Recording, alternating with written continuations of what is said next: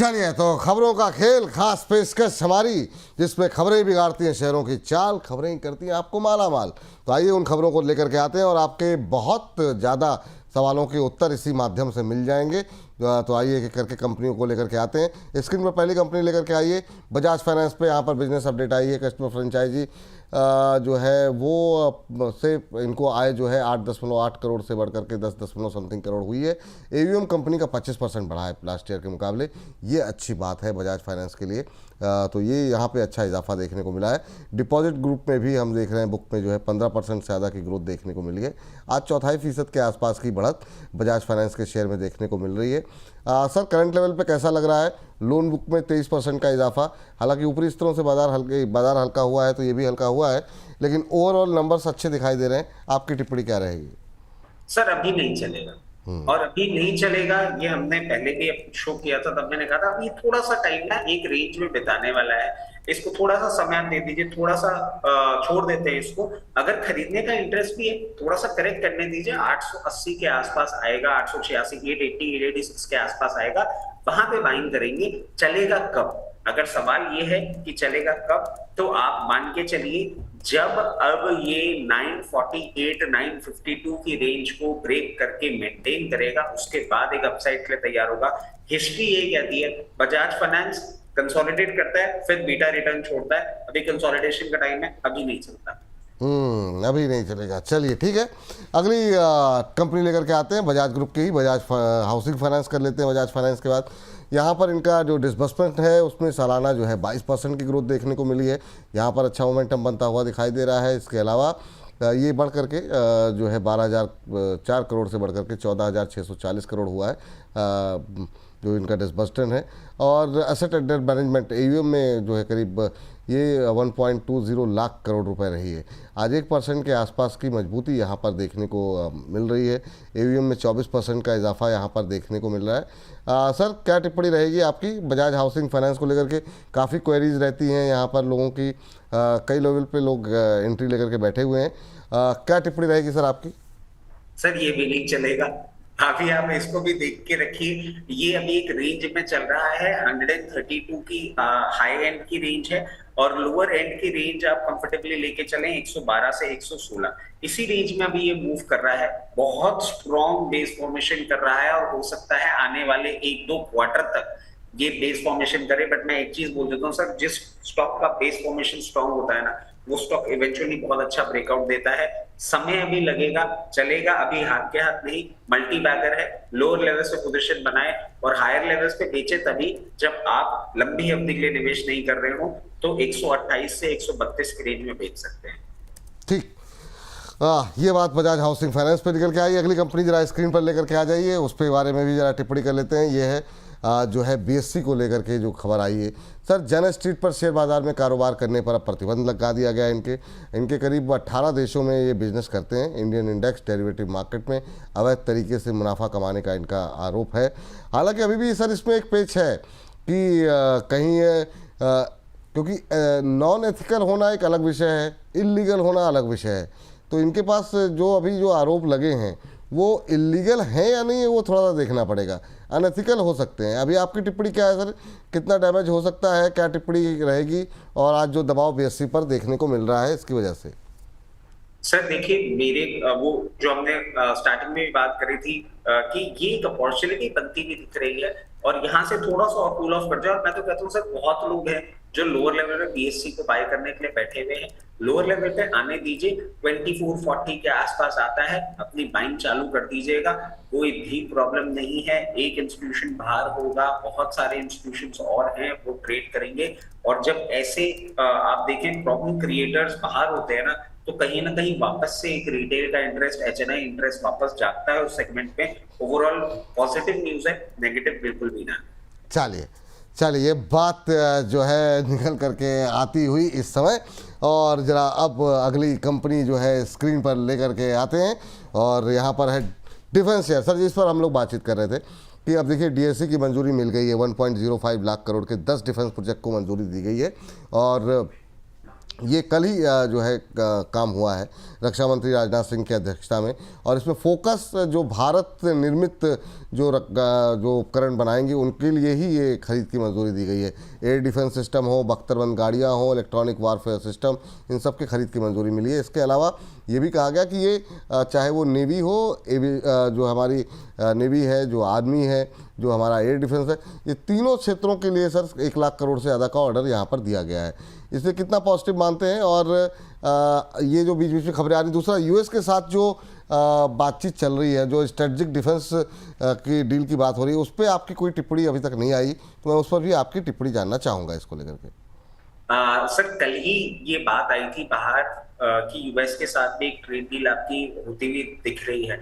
और सर मैं बहुत ज्यादा ना वियर्ड साउंड नहीं करना चाहूंगा, बट मैं आपको एक चीज बोलता हूँ सर, डिफेंस में मैं इतनी पोटेंसी देख रहा हूँ। क्वांटम अभी हमें पता नहीं यूएस का क्या होगा, अगर नहीं भी होता है ना, हमारा क्वांटम खुद का इतना बड़ा है। और ये सर जो आप ये 1 लाख करोड़ रुपए का अभी ऑर्डर देख रहे हैं ना, ये एक्चुअली डिलेड चल रहा है। और मैं क्यों बोल रहा हूँ डिलेड चल रहा है, क्योंकि सर जब भी आप ऐसे वॉर लाइक सिचुएशन पे आते हैं, एक नॉर्म है जो 40 डेज में उसको रिप्लेनिश करना होता है, आपको उसको रीऑर्डर प्लेसमेंट करना होता है। उस टाइमलाइन से हम थोड़ा धीरे चल रहे हैं। और सॉरी, मैं आपको एक चीज बोलूंगा, अभी आपने सिर्फ वो एक टाइमलाइन की जो एक पूरा है वो होते हुए देखा है। डिफेंस का बजट अभी भी बाकी है, डिफेंस में और अनाउंसमेंट्स और आपके आएंगे। और ये जितने भी आप काउंटर दिखा रहे हैं ना सर, इन सबको आप लोअर लेवल्स पे ले लीजिएगा, अच्छा रिटर्न देंगे। 2 से 3 क्वार्टर आप रुक जाइए, ये वापस चलना चालू होंगे। कब कौन सा स्टॉक मिसाइल और रॉकेट की तरह चलेगा कहना बहुत मुश्किल है। एक स्टैगर्ड अच्छी पोर्टफोलियो बना लीजिए, डिफेंस के सारे काउंटर चलेंगे। डिफेंस के सारे काउंटर कुछ तो फेवरेट होंगे सर, 1-2 नाम ले लीजिए, थोड़ा सा लोगों को और उत्साह मिल जाता है कि आपकी मोहर लग गई है। और क्या सर देखिए, ये तो सभी जानते हैं, मतलब अगर आपका कोई शो देखते हैं और आपके साथ मैं शो कर रहा हूँ, और क्योंकि मैं आपको अमिताभ बच्चन बोलता हूँ, तो वैसे ही अमिताभ बच्चन हमारे HAL, ये सर आप मान के चलिए, मतलब ये ऐसा काउंटर है। अगर आप मतलब मैं थोड़ी सी वियर्ड बात बोलूंगा, अगर मैं नींद में सो भी रहा हूँ तो HAL ले लो, कोई परेशानी नहीं सर। ये यहाँ से 5 फिगर का होने की पूरी दमखम रखता है और वहां भी रुकेगा नहीं। HAL बहुत पोटेंट काउंटर है। क्रायोटेक इंजन आपके फ्रांस के साथ डील साइन हो रही है। अब आप क्रायोटेक इंजन, और मैं बताया तो दर्शकों को, क्रायोटेक इंजन एक अकेली ऐसी टेक्नोलॉजी है जो इंडिया अभी तक नहीं बना पा रहा था। इसीलिए जो हम फाइटर जेट्स बना रहे थे, चाहे तेजस थे या और जितने भी जेट्स बना रहे थे, हमको क्रायोटेक इंजन, जो जेट में यूज होने वाले इंजन होते हैं ना, वो इम्पोर्ट करने पड़ रहे थे। अब हम अपने देश में बनाएंगे। और अब ये जैसे ही HAL बनाना चालू करेगा ना, HAL की एक्सपोर्ट बुक सर आप ऐसी देखेंगे, ये 17 कंट्रीज और पूरा साउथ ईस्ट एशिया और पूरा साउथ एशिया HAL से माल खरीदेगा in time to come, and everybody should remember this will happen. तो HAL एक उम्दा काउंटर है। आप बिल्कुल इस पे मैं कहूंगा करंट लेवल में बना ले, नीचे 4860 4840 आता है तब भी बना लीजिए, मगर ये पोजीशन बनाइएगा तभी जब आप इसको थोड़ा टाइम दे सकें। उसके साथ साथ BDL बहुत ही उम्दा है। वैल्यूएशन डिस्कम्फर्ट थोड़ा सा देखने को मिलता है, इसलिए मैं आपको सजेस्ट करूंगा जहां भी आपको 1850, 1850, 1830, 1820 की रेंज में आता हुआ दिखे, यहाँ पे अपनी पोजीशन बनाना चालू कर दीजिएगा। एरो डिफेंस में भारत डायनेमिक्स, अगर आप मान लें HAL जय है तो ये वीरू है, वो वाली सिचुएशन में आपको आता हुआ दिखेगा। BDL has performed amazingly well. फिर आ जाता है सर हम सबका चहेता BEL, इसकी तो क्या ही बात करनी, ये तो पुष्पा हो रखा है सर, सारी फिल्में हैं, मतलब ये डिफेंस वाले सारी फिल्में ही बन के आ रहे हैं, पता नहीं क्यों। बट अभी आप देखिए एक ये ट्रैजेक्टरी जो मूवमेंट कर रहा है, अगर आप इसको यहाँ भी कैप्चर करना चाहेंगे तो मैं कहूंगा यहाँ भी खरीद लें, मगर एक स्टैगर्ड मैनर में खरीदेंगे।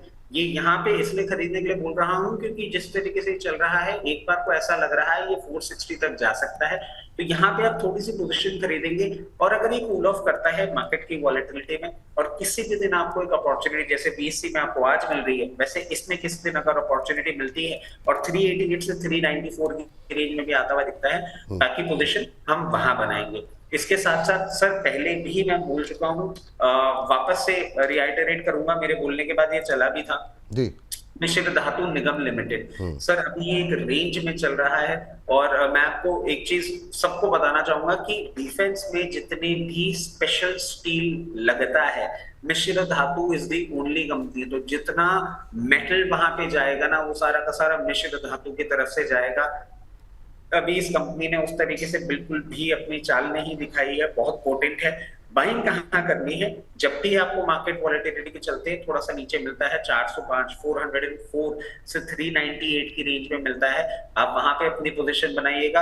अगर मीडियम टर्म के लिए भी पोजीशन बनाते हैं तो 520 पहला टारगेट होगा जहां पे जाके रुकेगा, और उसके बाद बहुत कंफर्टेबली आपको 580 से 600 की रेंज में दिखाने का दमखम रखता है। ठीक, अब आ जाते हैं सर जरा पारस डिफेंस को लेकर के। आज ये एक्स स्प्लिट हुआ है और कई लोगों के नाम लिए थे, अब तो नाम थोड़ा मिस हो गए। आपकी जितनी तेज याददाश्त मेरी है नहीं कि मतलब हर चीज़ याद रखते हैं आप, तो बिल्कुल तो यहाँ पे सर खबर ये है कि स्टॉक स्प्लिट के बाद आज हम देख रहे हैं काफ़ी शानदार तेज़ी देखने को मिल रही। कुछ लोगों को ये कन्फ्यूज़न था, सुबह से लोग टिप्पणी कर रहे थे कि कल जो है 1700 पे था, आज 900 पे क्यों हो गया।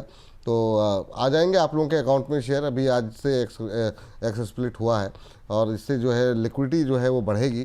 कैसे देख रहे हैं सर इस गिरावट, इस स्प्लिट के बाद आज 9.5% के आसपास की तेज़ी शेयर में देखने को मिल रही है। ये जो आप देख रहे हैं, ये चूँकि अभी एडजस्टेड प्राइस है नहीं, इस वजह से आपको ये 44% नीचे दिखा रहा है। एडजस्टेड प्राइस के हिसाब से अभी इसमें 9.5% के आसपास की मजबूती देखने को मिल रही है। अभी भी बहुत लोग खरीदना चाह रहे हैं। क्या टिप्पणी रहेगी, जिनके पास है उन्हें क्या करना चाहिए? पारस डिफेंस कैसा लग रहा है सर आपको? सर देखिए, पारस डिफेंस ओवरऑल बहुत अच्छा दिख रहा है। यहाँ पे थोड़ी सी प्रॉब्लम हो जाती है ना सर कि वैल्यूएशन बहुत ज्यादा हो जाते हैं। मतलब if I am correct, every person holding one share will receive 2 share. Split ऐसे नहीं। हाँ बिल्कुल, 1:2 बिल्कुल सही कह रहे हैं सर, एक के बदले 2 शेयर मिलेगा। जी सर, एक के बदले 2 शेयर मिलेंगे। तो सर ये अब जो भाव हो गया ना, ये भाव आप देख रहे हैं, अब ये वापस अपने 52 वीक हाई के आसपास जाता हुआ दिख रहा है। तो जो हम लोअर लेवल्स पे तब आपको बोल रहे थे कि अच्छा लग रहा है, अभी अपसाइड के लिए पोटेंट है। अब मैं एक ही चीज सजेस्ट करूंगा, जिनके पास है वो तो बने रहे, कोई परेशानी वाली बात नहीं है। जिनके पास नहीं है ना, वो आज नहीं खरीदें। सर एक यूफोरिक परफॉर्मेंस है, क्या पता हायर साइड पे फंस जाए। अब इसको थोड़ा सा कूल ऑफ होने देते, इसको एक 864 870 की रेंज में आने की वेट करते हैं। वहां पे आता है ना तो वहां पे पोजीशन बनाएंगे, क्योंकि ये बहुत ज्यादा मूवमेंट हो गया है। तो लोअर लेवल्स पे आएगा तब। और जिनके पास है बिल्कुल चिंता ना करें, बेचने की बिल्कुल ना सोचें, अभी इसमें अपसाइड बाकी है। बट फ्रेश एंट्री के लिए रिस्क रिवॉर्ड सपोर्टिव नहीं है, थोड़ा सा वेट करते हैं। ठीक, यहाँ देखिए आप 10% का अपर सर्किट लग गया अब। तो ये जो है शानदार मूव आज देखने को मिल रहा है पारस डिफेंस के अंदर। उफ, चलिए जरा अगली कंपनी जरा स्क्रीन पर लेकर के आइए और देखते हैं वहाँ पर क्या कुछ चल रहा है।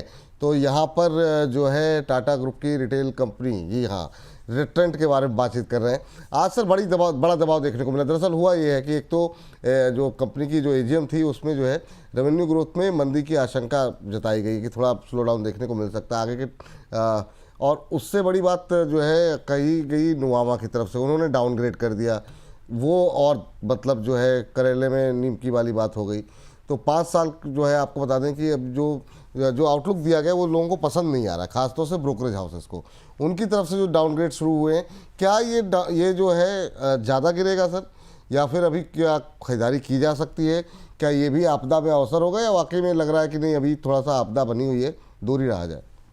सर इसमें एक और चीज ऐड कर देता हूँ मैं। जब इतनी बुरी चीजें सुन ही रहे हैं तो एक और ऐड कर देता हूँ। सर अभी क्या हुआ है, टाटा सन्स ने ना एक और अनाउंसमेंट कर दिया कि अब टाटा सन्स ना अपनी कंपनीज को फंड नहीं करेगा और उनको ना अपनी कंपनीज को खुद फंडिंग उठानी पड़ेगी। ये न्यूज थोड़ी पुरानी हो चुकी है, मगर क्योंकि सब इतना नेगेटिव बोल रहे हैं तो मैंने कहा चलिए मैं भी थोड़ा सा ऐड कर देता हूँ। पहले क्या होता था सर, टाटा सन्स फंड दे देता था, अब नहीं देगा। तो चलिए अब आपके पास सारी नेगेटिव हो गई।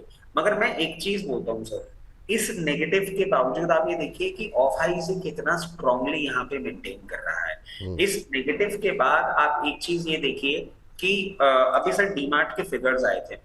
डीमार्ट की भी जो ग्रोथ है ना, आपने लास्ट क्वार्टर में थोड़ी सी स्लो डाउन होती हुई देखी है, और ये हम एक्सपेक्ट कर रहे थे। सर गेम अब चालू होगा रिटेल का, और ये जो 12 लाख रुपए का आप देख रहे हैं ना कॉर्पस, ये स्पेसिफिकली इन रिटेल चेन्स में बहुत ज्यादा फंड इन्फ्यूज करने वाला है, क्योंकि वो नंबर ब्रैकेट बहुत बड़ा है। और sir here comes festive season मैं एक्सपेक्ट कर रहा हूँ सेकंड क्वार्टर और थर्ड क्वार्टर में इनके नंबर्स, इनके फिगर्स बहुत अच्छे आते हुए आपको दिखेंगे।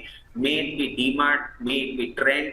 और सर ट्रेंड का तो अब जिस तरीके का पूरा स्ट्रक्चर तैयार हो रहा है ना, इसका वो जूडियो और वो सब जिस तरीके से चल रही है पूरी, मैं आपको बता रहा हूँ एक अच्छा अपसाइड के लिए ये पर्टिकुलर काउंटर तैयार हो रहा है। अब इसमें करना क्या है, अगर आपके पास फ्रेश पोजीशन नहीं है, थोड़ा सा और वेट कर लें, आपको बहुत कंफर्टेबली अभी जहां भी ये 5120 5130 के रेंज में मिलता है वहां पे पोजीशन अपनी जरूर बना लीजिएगा। जैसे ही ये रिवर्सल देगा, ये वापस 6200 तक आपको जाता हुआ दिखेगा। अगर आपने हायर लेवल पे ले रखा है, सेम लेवल होगा, वहां पे आप एवरेज कर लीजिएगा और जो एवरेज करेंगे उसको ऑफलोड कर दीजिएगा। जैसे ही ये नंबर्स आना चालू होंगे, हाथ के हाथ ये बाउंस बैक करेगा। और अगर आप मध्यम अवधि की मेरे से बात करते हैं, तो ये पर्टिकुलर काउंटर बहुत कंफर्टेबली आपको 7200 से 7400 की रेंज में आता हुआ दिख सकता है। कोई चिंता की बात नहीं है, सारी बातें होने दीजिए। हम एक्सपेक्ट कर रहे थे ये डाउन साइड, वो आया है, कोई प्रॉब्लम नहीं। ठीक, चलिए ये बात ट्रेंड पे निकल के आती हुई अगली कंपनी जरा स्क्रीन पर लेकर के आई जाए और देखा जाए कि यहाँ पर क्या कुछ गतिविधियाँ चल रही हैं। वेदांता का बिजनेस अपडेट आया है, वेदांता जरा फटाफट डिस्कस कर लेते हैं। यहाँ पर आपको बता दें कि मिली जुली परफॉर्मेंस देखने को मिली है। लॉन्जीगढ़ रिफाइनरी में 587 किलोटन रिकॉर्ड एल्यूमिना का आउटपुट रहा है। इसमें पिछली तिमाही के मुकाबले 36% के आसपास की ग्रोथ रही है। एल्युमिनियम प्रोडक्शन 1% बढ़ा है। रिफाइंड मेटल में जो है अगर हम देखें तो उसमें 5% का पिछले साल से मुकाबले गिरावट देखने को मिली है। वेदांता का क्या फ्यूचर देख रहे हैं सर? अभी तो जो है इन्होंने डिमर्जर भी डिले कर दिया है, ऐसे में वेदांता में क्या करें? सर कोई परेशानी नहीं है, मैं आपको बता रहा हूँ, मैं वापस वही चीज बोलूंगा, हियर कम्स सितंबर और ये वैल्यू अनलॉकिंग के लिए तैयार। 105 रुपए की सर बुक वैल्यू है, 10% का डिविडेंड है। आप कंपनी देखिए, return on equity 25%, return on equity 38%, return on capital employed 25%। Sir कितने स्ट्रॉन्ग फंडामेंटल्स और अपने को चाहिए। रेंज में कोई प्रॉब्लम नहीं है, जैसे ही रेंज ब्रीच करेगा, और रेंज क्या होगी, 484 लेवल्स को ब्रीच करेगा, बहुत जल्दी आपको इस बार 560 को भी क्रॉस करता हुआ दिखेगा। बट वहां भी मत बेचिएगा, अभी बहुत पोटेंट वैल्यू अनलॉकिंग होने वाली है। अगर मध्यम अवधि के निवेशक हैं, अपनी पोजीशन बनाए रखें, कोई परेशानी नहीं है। अगर फ्रेश पोजीशन बनाना चाहते हैं, मैं इतना बुलिश हूं, आपको सजेस्ट करूंगा करंट लेवल पे ही बना लीजिए। और थोड़ा सा जहां भी कूल ऑफ करेगा, और कूल ऑफ करने के बाद आपको, अगर आप फॉर्चुनेट हुए और 428 की रेंज में आता हुआ दिखे, 424 की रेंज में आता हुआ दिखे, और खरीद लीजिएगा, बहुत अपसाइड पर। ठीक, अगली कंपनी लाए उससे पहले एक कंपनी जरा डिस्कस करना चाहेंगे, वो है एचडीबी फाइनेंस। एचडीबी फाइनेंस को सर चूँकि अभी परसों इसकी लिस्टिंग हुई और हर्ष ने बहुत डिटेल में जो है इसके बारे में बताया, काफ़ी अच्छी लिस्टिंग रही। उसके बाद भी चला, लेकिन लोगों के क्वेरीज जो है सर काफ़ी ज़्यादा हैं। इसको हमने ग्राफिक्स इसके नहीं रेडी किए, लेकिन जो है ये मुझे लगा कि आपसे डिस्कस करना चाहिए। अभी जैसे बहुत लोग अभी भी होल्ड कर रहे हैं, रूपम बिट जी का सवाल है, कह रहे हैं कि 5 लॉट जो है पड़े हुए हैं, अभी क्या करना चाहिए। तो जो लोगों के पास है, क्या उन्हें होल्ड करना चाहिए? कुछ लोग तुलना कर रहे थे ये अगला बजाज फाइनेंस बनेगा, तो वो एक्सपेक्टेशन भी रखनी क्या सही है? मतलब बजाज फाइनेंस का मतलब भाव के हिसाब से, तो क्या वो सही है कि नहीं है? तीसरी महत्वपूर्ण बात, जो लोगों को आईपीओ में अलॉटमेंट नहीं हुआ, तो क्या वो अभी इस लेवल पे खरीदारी के लिए, क्या ये लेवल्स सही है, वैल्यूएशन सही है? आपकी टिप्पणी क्या रहेगी एचडीबी को? सर देखिए, this will be too early for us to say कि वैल्यूएशन कौन सा सही है। मैं तो खुद कंफ्यूज हुआ पड़ा हूँ। और हर्ष के साथ जब हमने शो किया था ना सर, मुझे ध्यान है, मैं था उस टाइम पार्टिसिपेंट, तब हमने बात करी थी 1440 रुपए या 1450 रुपए में ये अनलिस्टेड स्पेस में ट्रेड हो गया था। फिर ये 1200 रुपए में ट्रेड हो गया, फिर ये 740 रुपए में आईपीओ आ गया, फिर ये लिस्टिंग के बाद अब ऊपर चला गया, कल 891 हो गया था। लेवल नहीं बता सकते, कोई नहीं बता सकता, ना आप ना मैं। बट सर मैं एक चीज इसके बारे में बताऊंगा, पेडिग्री एचडीएफसी बैंक, सर जितना जीडीपी इकट्ठा होता है ना, इनका ये जो बिजनेस मॉडल है, ये मुझे इतना एक्सूबरेंट लगा। जिस तरीके से जीडीपी जहां जहां से आती है आपके पूरे देश में, उस तरीके से ये ब्रांच खोलते हैं। मतलब आप ये समझिए, ये क्या स्ट्रैटेजी है, ये अपने आप में एक काबिले तारीफ स्ट्रैटेजी है। ये एचडीबी फाइनेंस की बात कर रहे हैं सर, ये एचडीएफसी बैंक। हाँ, ये जो एचडीबी फाइनेंस अगर हो सके तो चले, वो शायद अभी कुछ तक अभी तक हमारे पास भाव दिखा नहीं पा रहे। जी ठीक कोई है बात सर, तो 840 रुपए का भाव चल रहा है। मैं एक ही चीज कहूंगा, अगर आपके पास आईपीओ में आ गया है और आप लॉट कंप्लीट करना चाह रहे हैं तो स्टैगर्ड मैनर में अपना लॉट कंप्लीट करते रहिए। डेली बेसिस जो भी लो हो उसमें एक भाव लगा लीजिएगा। मेरी समझ से क्या ये डाउन साइड रजिस्टर कर सकता है? हो सकता है 780 पे आ जाए, हो सकता है आज का ही लो एक लोएस्ट लो हो, बट ये जो मूवमेंट कर सकता है ना, उसके हिसाब से ये भाव कोई भी मायने नहीं रखते हैं। जब 1440 1450 में भी लोगों का बाइंग इंटरेस्ट था, मैं समझता हूँ वो लेवल्स आपको वापस आते हुए दिखेंगे। बहुत ही उम्दा कंपनी है। क्या ये बजाज फाइनेंस बन सकता है? टू अर्ली टू से ये कहना अभी बहुत मुश्किल है। बजाज फाइनेंस एक अलग ब्रैकेट को हैंडल करता है, वो कंज्यूमर ड्यूरेबल में है, ये अलग ब्रैकेट को हैंडल कर रहे हैं। कंपैरिजन है नहीं दोनों का, एप्पल और ऑरेंजेस वाली बात है, बट हाँ ये अपसाइड आपको आने वाले समय में और दिखा सकता है। और मैं समझता हूँ बहुत ही जल्दी जब इसके नंबर्स आएंगे, आप वापस इसको 1250 से 1300 रुपए के लेवल पे आते हुए दिखेंगे। पोजीशन जिनके पास है बने रहे, जिनको बनाना है बना भी सकते हैं। ठीक, पोजीशन जिनके पास है बने रहें और जिनको बनाना है वो बना सकते हैं ना सर? हाँ बिल्कुल बना। ठीक, तो अभी होल्ड करने की सलाह है। तो जो जो लोगों के सवाल थे ना, मुझे लगा एक बार में उत्तर मिल जाएगा सबको। जरा ओएनजीसी लेकर के आ जाइए स्क्रीन पर फटाफट। अब इस कार्यक्रम इस सेगमेंट को जो है वाइंड अप करते हैं। ओएनजीसी पे देखते हैं क्या कुछ चल रहा है। इथेन लॉजिस्टिक्स इंफ्रास्ट्रक्चर को मजबूत बनाने के लिए कंपनी जो है वो कामकाज करती हुई दिखाई दे रही है। सर अभी ओएनजीसी में काफ़ी कुछ घटा, जिस तरीके से क्रूड की कीमतें जो है वो जो है उतर काफ़ी ज़्यादा तेज़ी के साथ ऊपर गई थी, अब नीचे आई हैं। क्या करना चाहिए ओएनजीसी में? आज जो खबर आई है कि इन्होंने एक जापानी कंपनी के साथ स्ट्रेटजिक मूव भी साइन किया है, आपकी टिप्पणी क्या रहेगी सर? सर मैं बहुत ज्यादा ना बुलिश साउंड करना नहीं चाह रहा हूँ, मगर मैं आपको एक चीज कहना चाहूंगा सर, मेरे हिसाब से ना क्रूड अपने बॉटम लेवल के आसपास ही ट्रेड कर रहा है। हो सकता है मेरी मेमोरी थोड़ी गलत हो, बट आई बिलीव $56 का लोएस्ट पॉसिबल था। अब वो लेवल्स मुझे तो आते हुए नहीं दिखते। ये ट्रम्प साहब का जो ड्रिल बेबी ड्रिल वाला शगुफा था ना, ये भी इनके ब्यूटीफुल डील और ट्रेड वेट में सब हो के रह गया। क्रूड अब आपके लोअर लेवल्स के आसपास ही ट्रेड कर रहा है। सर ओएनजीसी पे मैं आपको एक चीज बोलता हूँ, बुक वैल्यू है 273 रुपए, 273 तो बुक वैल्यू है। मतलब आप देखिए किस किस्म का एसेट ये कंपनी होल्ड करती है। Dividend yield 5%, not bad. Return on equity 10% and capital employed 12%। मैं ये सब क्यों चीजें बता रहा हूँ सर, बहुत बड़ा साइज की कंपनी है ये। और अगर हम क्रूड में कहीं ना कहीं स्टेबिलिटी देखेंगे ना, ओएनजीसी के रेवेन्यूज और ये जो फ्लक्चुएशंस हैं ये आपको कूल ऑफ होते हुए दिखेंगे। क्या ये अभी चल जाएगा? नहीं, थोड़ा सा डाउन साइड आ सकता है, 236 तक आ सकता है, बट मैं समझता हूँ बहुत नियर टर्म में आपको ये वापस एक बार मूवमेंट करता हुआ दिखाएगा। और नियर टर्म के लेवल्स अगर हम लेके चलें तो 264 ऑन गार्ड्स दिख रहे हैं। और अगर आप मीडियम टर्म की बात करते हैं तो वापस 300 रुपए तक जाने का दमखम लगता है। चलिए, ये बात यहाँ पर निकल करके आती हुई ओएनजीसी को लेकर के। और इस बीच जो है सवालों की झड़ी लगी हुई है। एक हमारे दर्शक मिंटू शील जी कह रहे हैं, माय फेवरेट विपुल दा एंड पॉपुलर रचित सर को नमस्ते। नमस्ते आपको भी। अब इन्होंने जो जो सवाल देखे हैं, अगर आप कार्यक्रम मिंटू जी दोबारा पूछे देखेंगे तो आपको मिल जाएंगे। जैसे एचडीबी फाइनेंशियल पे इन्होंने किया 850 पे बाय करके रखा हुआ है। वेदांता पे इनका सवाल है, बीएल को लेकर कह रहे हैं किस लेवल पे एंट्री करें। सबके उत्तर मिल जाएंगे आपको कार्यक्रम में। बस आपको बस एक बार थोड़ा दिमाग जो है ठंड, जब भी आप खाली हो तो दोबारा देखिए प्रोग्राम। सारे आप लोगों का ख्याल रखते हैं, ऐसा थोड़ी कि मतलब कोशिश वही रहती है ऐसे ही शेयरों को डिस्कस किया जाए जिसमें आप लोगों के सवाल ज़्यादा रहें। तो इस सेगमेंट को करते हैं यहीं पर समाप्त।